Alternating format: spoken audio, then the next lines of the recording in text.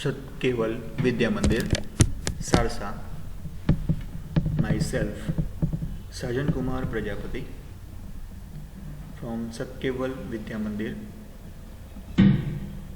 class 11 Science, subject Physics, unit number 4, topic example part number 4. મિત્રો આપણે chapter number 4 ની અંદર પ્રીવિયસ લેક્ચરની અંદર એક્ઝામ્પલ્સ વિશે જે વાત કરી હતી એનાથી આગળ આજે વાત કરતા એક્ઝામ્પલ્સ વિશે આપણે થોડી માહિતી મેળવીશું અને સાથે સાથે આપણે ચેપ્ટર નંબર 5 ની અંદર થિયરી પણ ભણી રહ્યા છે એટલે નોટ ડાઉન કરતા રહેશો. આજે આપણે ચેપ્ટર નંબર 4 ના એક્ઝામ્પલની અંદર આગળ વાત કરીએ છીએ જેમાં આપણને અહીંયા રકમમાં એવું કીધેલું છે કે એક કણનો સ્થાન સદિશ, થોડું ધ્યાનથી સાંભળજો એવું તમને ડિફિકલ્ટી લાગે એવા એક્ઝામ્પલ્સ છે. એક કણનો સ્થાન સદિશ એટલે કે તમે જાણો છો સ્થાન સદિશનો સિમ્બલ શું આવે? સ્મોલ આર, બરાબર છે? જાહેર જોઈ શકો છો સ્થાન સદિશ એટલે આર સદિશ એટલે ઉપર સદિશ ઉપર સદિશ દોરવો પડે કારણ કે સ્થાન સદિશ એ પોતે કેવી રાશિ છે? સદિશ રાશિ છે. હવે આપણને અહીંયા આગળ સ્થાન સદિશ આપણને આપ્યો છે આર બરાબર 3.0 t i cap minus 2.0 t square j cap plus 4.0 k cap in metre, બરાબર. હવે સ્થાન છે એટલા માટે આપણને અહીંયા છેલ્લે એકમ મીટરમાં આપેલો છે જેને ધ્યાન રાખવાનું છે અને જે k cap j cap i cap એ પર્ટિક્યુલરલી તેની અક્ષિસને લગતા આપણને એકમ સદિશો આપેલા છે. એક્સ અક્ષ માટે એકમ સદિશ છે આઈ, જે કેપ જે છે એ વાય દિશામાંનો એકમ સદિશ છે અને કે કેપ જે છે એ ઝેડ દિશામાંનો એકમ સદિશ છે. અહીંયા આપેલા આ સમીકરણની અંદર જ્યાં ટી છે એ સેકન્ડમાં છે અને તેના દરેક સહગુણકનો એકમ આપણે એ રીતે છે કે જેથી આપણને એ એકમ એટલે કે આરનું મૂલ્ય આપણને એનો એકમ આપણને મીટરમાં મળે. હવે આપણે આપેલી આ માહિતી પરથી અહીંયા આગળ બે વસ્તુ શોધવાની છે અલગ અલગ કિસ્સાઓની અંદર. પહેલું જે છે એમાં આપણે કણનો વેગ એટલે કે વી તથા પ્રવેગ એટલે કે એ મેળવીશું અને બીજા અલગ કિસ્સાની અંદર આપણે ટી બરાબર 2.0 સેકન્ડે કણના વેગનું માન અને દિશા મેળવીશું. મિત્રો ધ્યાનથી સાંભળજો, તમને પ્રેરકમાં જ્યારે એક થિયરીમાં આગળ આપણે કહ્યું હતું કે આવા એક્ઝામ્પલ પૂછાય છે અને જ્યારે વેગનું મૂલ્ય અને દિશા આવો શબ્દ વપરાય તો આપણે રૂટ અને એનું વર્ગમૂળ એ સૂત્રનો ઉપયોગ કરવાનો રહેશે. હવે ચલો શરૂઆત કરીએ. હવે આપણે અહીંયા આપણી પાસે આર આવા ફોર્મમાં આપેલું છે. તમે કન્ફ્યુઝ થયો કે સર આવા ફોર્મમાં આપ્યું છે, આપણે જો સિમ્પલ આપણને અંતર આપેલું હોત તો આપણે વેગના સૂત્ર પરથી વેગ બરાબર અંતર ભાગ્યા સમય મૂકી અને આપણે શોધી કાઢત. પણ અહીંયા કંઈક આર આપણને આ રીતના ફોર્મમાં આપેલો છે તો આપણે શું કરવું? થોડું ડિફિકલ્ટી પડે પણ આપણે એવું છે. તો ચલો હવે આપણે જાણીએ છીએ કે વેગ શોધવો છે તો વેગ વી બરાબર શું સૂત્ર આવે છે? પ્રવેગ અંતર ભાગ્યા સમય, બરાબર. તો આપણે અહીંયા એ રીતે આપણે સોલ્વ કરીશું નહીં. આપણે એ વેગ અને પ્રવેગના બીજા પણ ડિફાઇન સ્વરૂપો આપણે શોધેલા છે. તમને યાદ હોય તો તત્કાલિક વેગ તત્કાલીન પ્રવેગની અંદર એક આવું જ મેળવતા હતા. હવે મેં કહ્યું હતું કે વેગ શું છે તો એ સમય સાપેક્ષે સ્થાનનું પ્રથમ વિકલન છે. પ્રવેગ શું છે તો એ સમય સાપેક્ષે સ્થાનનું દ્વિતીય વિકલન છે. બસ આપણે અહીંયા એ વસ્તુ કરવાનું છે એટલે વિકલન અને સંકલન કરતા આવડવું જોઈએ. હવે અહીં ધ્યાનથી જોજો, આવડી જશે કે આપણને અહીંયા આર બરાબર આપણે કેટલા આપ્યા છે તો આપણે રકમ આપ્યા છે એ આપણે લખી નાખીએ છીએ. ઓકે, હવે આપણે જાણીએ છીએ કે વેગ એટલે શું? મેં કીધું કે સ્થાનનું પ્રથમ વિકલન. સ્થાનનું પ્રથમ વિકલન એટલે આપણે વિકલન કરવું પડે તો આપણે શું કરીશું? તો આપેલા સ્થાનનું આપણે વિકલન કરીશું કે સ્થાનનું સમય સાપેક્ષે વિકલન કરીશું. એટલે સ્થાન છે એટલે કે આર અને સમય સાપેક્ષે એટલે શું કહેવાય? છેદમાં ડીટી એટલે ડી આર બાય ડીટી આવું લખાય કે વી ઓફ ટી બરાબર ડી આર બાય ડીટી આવું લખાય. તો ધ્યાન આપો is equal to d by dt એમના એમ. હવે આર જે છે તો આરની જગ્યાએ આપણી પાસે કિંમત કઈ છે? આઈ રહી, એને મૂકી દો અહીંયા. ઓકે, હવે આખા આ ડેરિવેટિવ એટલે કે વિકલનને આ ત્રણેય સ્વરૂપમાં ભાગે નાખવાનું. જો તમને એક સ્ટેપ યાદ કરાવું, તમે લોકો લખી પણ શકો છો તમે લોકો હોય તો. ચલો આના બરાબર શું લખીશું? ડી બાય ડીટી કૌંસ કરવાનો શું આવશે? 3ti cap. ચલો એટલું લખી કાઢ્યું. માઇનસ ના માઇનસ, હવે ફરી પાછા ડી બાય ડીટી એપ્લાય કરવાના.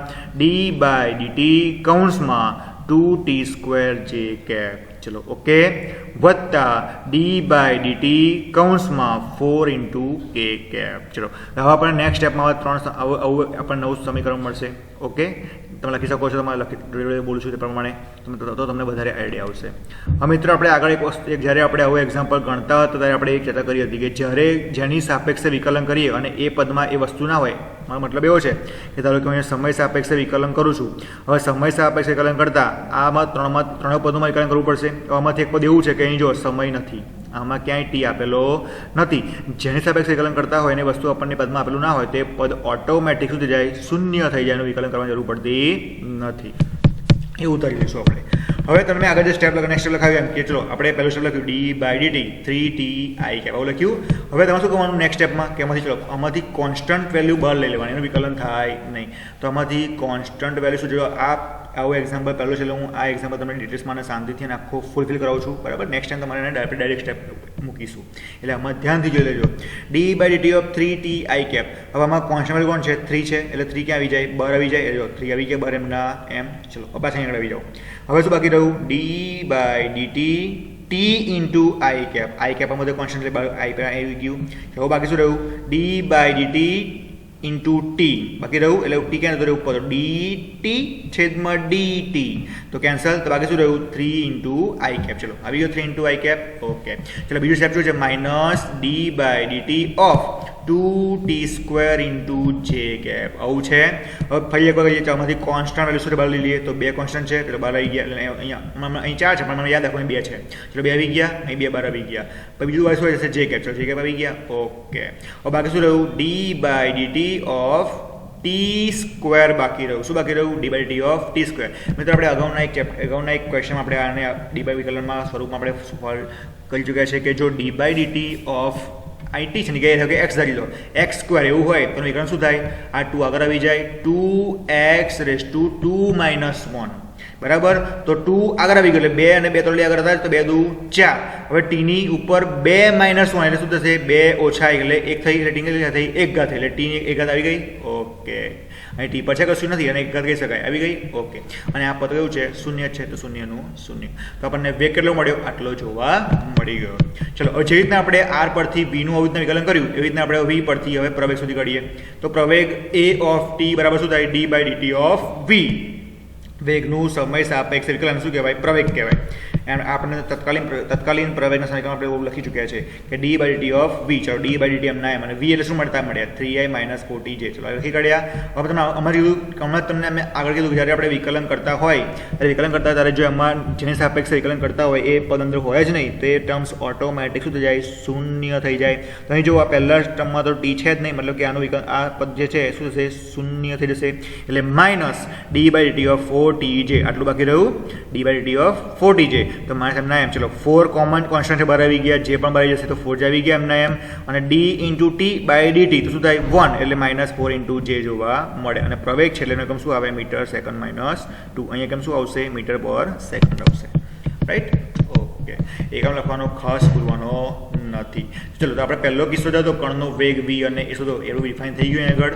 રાઈટ મિત્રો, ખાલી ધ્યાન તમારે આપવાનું છે. તમને ખાલી અહીં કે d/dt ઓફ અહીં જે t² આવતું હતું એટલે કે આવું તમારા વિકલનમાં આવું સૂત્ર છે કે d/dt કૌંસમાં અહીં t છે ને કે આપણે x લઈ લઈએ કે x⁻n મૂકી દો ઉપર, n એટલે અહીં 2 ઘાત છે, કોઈ પણ ઘાત હોઈ શકે એટલે આપણે n કરી લઈએ ઉપર n છે એટલે કે d/dt કૌંસમાં x⁻n હોય તો એના બરાબર સૂત્ર શું મળે, ચલો લખો કે d/dt x⁻n હોય તો ઇઝ ઇક્વલ ટુ લખો n into x અને એની ઉપર મૂકી દો n - 1.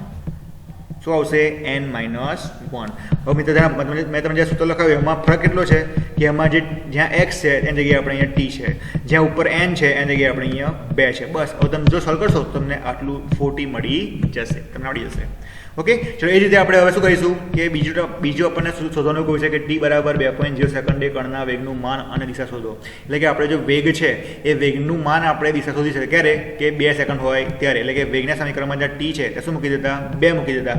તો v ઓફ t ને શું મૂકીશું, 2 બરાબર 3i કેપ - 4. તેની કેસ કોણ છે, 2 એટલે 2 into j કેપ. તો 3i - 4 દુની 8j આટલો વેગ જોવા મળે છે. હવે જો આપણે અહીંયા માન એટલે કે મૂલ્ય શોધવું છે તો તમે કહું છું કે જ્યારે મૂલ્ય શોધો શું કરવાનું, આપેલા બંને ટર્મ શું કરવાનું, વર્ગ અને એનું શું કરી દેવાનું, વર્ગમૂળ કરી દેવાનું. બરાબર. તો વેગના 2 ટર્મ્સ છે ને તેનું વર્ગ શું કરવાનું છે, વર્ગમૂળ કરી દઈશું. જુઓ તો વી મોડ વી એટલે મૂલ્ય જ્યાં સુધી આપણે આવી રીતના મોડમાં લખવાનું, મોડ વી બરાબર અંડર રૂટ એટલે કે પહેલાનો વર્ગ વત્તા બીજાનો વર્ગ. હવે આઈ સ્ક્વેર એટલે ઓટોમેટિક 1 થઈ જાય, જે સ્ક્વેર એટલે શું થઈ જાય 1 થઈ જાય, એટલે 3 સ્ક્વેર વત્તા -8 આખાની સ્ક્વેર. સોલ્યુશન આપતા આપણને આન્સર શું મળશે, અંડર રૂટ 73 અને એને સોલ્યુશન વર્ગમૂળ કરીએ તો આપણને આન્સર શું મળશે 8.544 મીટર પર સેકન્ડ જેટલું જોવા મળે છે. તો આ વાત થઈ વેગના મૂલ્યની. હવે દિશા શોધો છે, તમને મેં એ ટાઈમ એ પણ કહ્યું હતું કે જ્યારે દિશા શોધી હોય તો આપણે સૂત્ર વાપરવાનું tan θ બરાબર વી છેદમાં vx. તો tan θ બરાબર વી. હવે વી એટલે શું આવે, વી આમાંથી વી કયો છે ઘણી ખબર પડે. તો આ જો એકમ સ્પેસથી ખબર પડી જાય કે જે કેપ માટે વપરાય, વાય અક્ષ માટે વપરાય. તો વી એટલે કોણ આવે 8 આવે અને vx શું આવે 3 આવે, એટલે 8/3 બરાબર છે. કારણ કે વી પોતે માઇનસ એટલે માઇનસ ઉપાય જશે 8/3. તો અને આમાંથી tan θ કેટલું મળ્યું -8/3. પણ થીટા લાવો છે દિશા શોધવા માટે. શું કહું, θ બરાબર tan ઇનવર્સ -8/3. તો કેટલા એંગલ મળશે, આટલા એંગલ જોવા મળે છે. આવડે કે ના આવડે? ઓકે, ચલો નેક્સ્ટ એક્ઝામ્પલ તરફ જઈએ. આગળ ભણી ગયા એના જેવું જ છે, એટલે આમાં થોડું ડાયરેક્ટ લખીશ, ડાયરેક્ટ બોલીશ, તમારે ધ્યાન આપવાનું છે માત્ર. ચલો અહીંયા આપણે શું કહ્યું છે કે કોઈ કણ t બરાબર 0 સમયે ઉગમ બિંદુથી 10 મીટર પર સેકન્ડના વેગથી ગતિ શરૂ કરે છે. એટલે આપણને અહીંયા આગળ વેગ આપેલો છે, સમય આપેલો છે અને XY સમતલ એટલે અહીંયા દ્વિપરિમાણ આપણને આપેલું છે અને એમાં આપેલા આ કણનો વેગ અચળ પ્રવેગ આપણને આપેલો છે, કેટલો છે તો 8.0 i વત્તા 2.0 j મીટર પર સેકન્ડ આપેલો છે. હવે આઈ કેપ શું છે, જે કેપ છે હું ફરી રિપીટ કરતો નથી.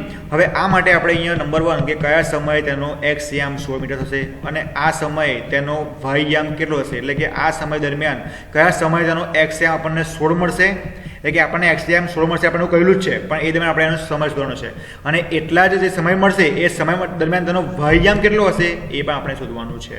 અને બીજું શોધવાનું છે કે આ એ જે સમય મળ્યો એ સમયે એની ઝડપ કેટલી હશે એ આપણે ડિફાઇન કરવાની છે. તો ધીરે ધીરે સોલ્વ કરતા એટલે આપણને આઈડિયા આવતો જશે. એટલે પહેલું આપણને શું આપ્યું છે તો t બરાબર જે સમયે આપણને ઉગમ બિંદુ એટલે વેગ આપ્યો છે 10 મીટર પર સેકન્ડના વેગથી ગતિ કરે છે, XY સમતલ આપ્યું છે અને અચળ પ્રવેગ આપણને આપેલો છે. રાઈટ.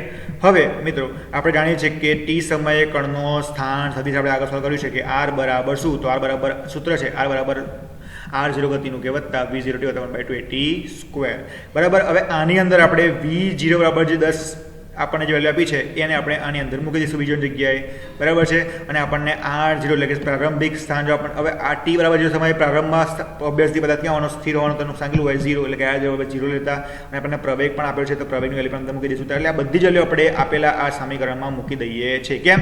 કારણ કે જો મારે સ્થાનનું યામ બતાવવાનો છે એટલે મારે સ્થાનનું સમીકરણ વાપરવું પડે ને. તો સ્થાનનું સમીકરણ વાપરીએ તો r બરાબર r0 વત્તા v0 t વત્તા 1/2 t સ્ક્વેરમાં આ v0 r0 અને એની કિંમત મૂકી દેતા.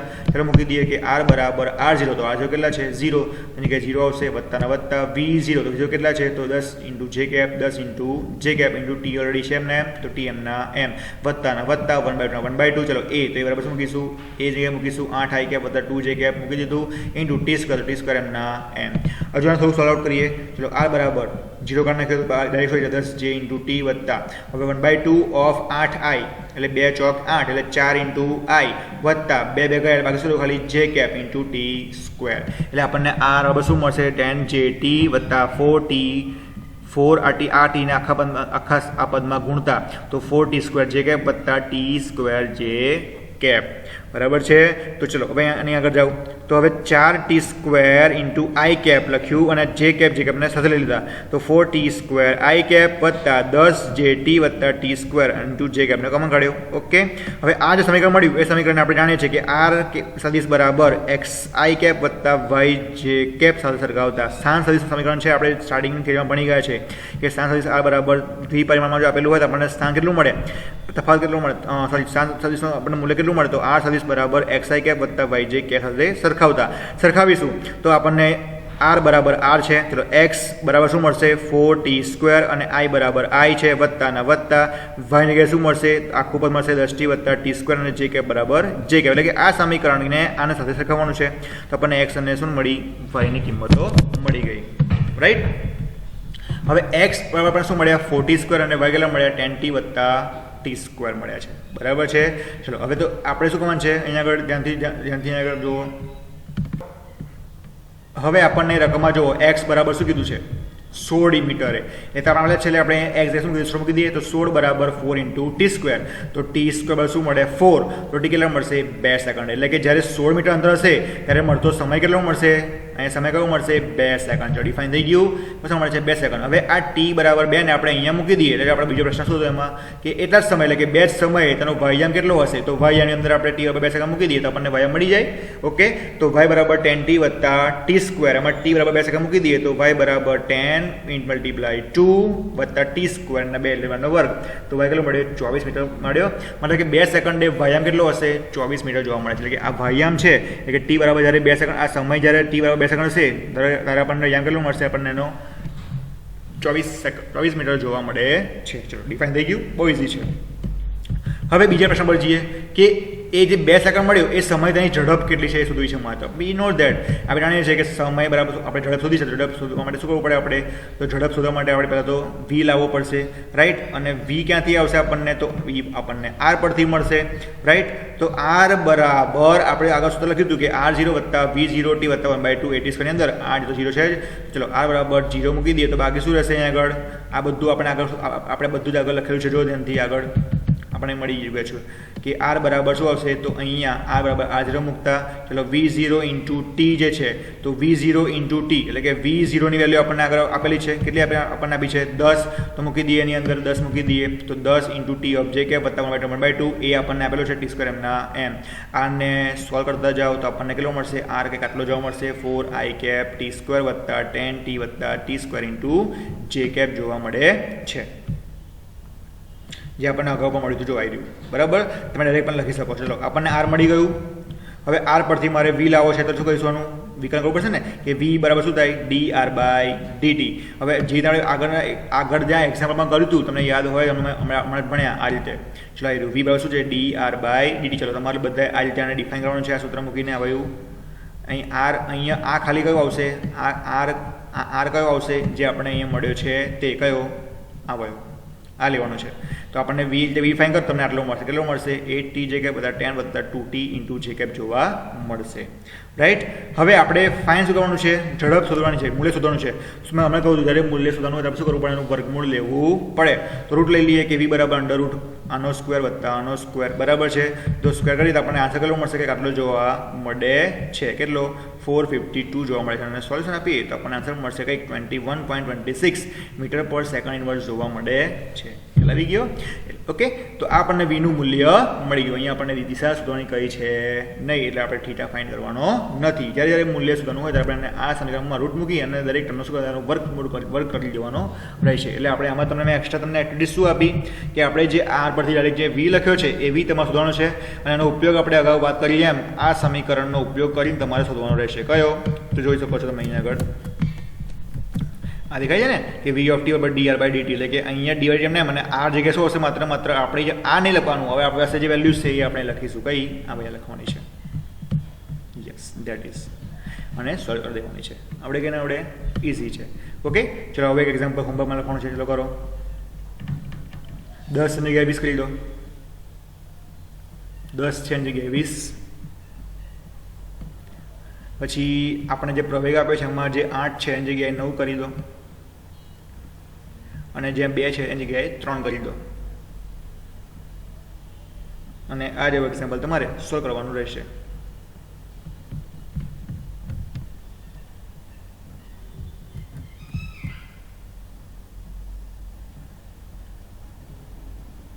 ઓકે, તો આજનો આપણો આ સેશન જે એક્ઝામ્પલનો છે આપણે અહીંયા જ પૂરો કરીએ છીએ. તો આશા રાખીએ કે આજના એક્ઝામ્પલના સેશનમાં આપ સૌને ખ્યાલ આવ્યો હશે, મજા આવી હશે એવી આશા.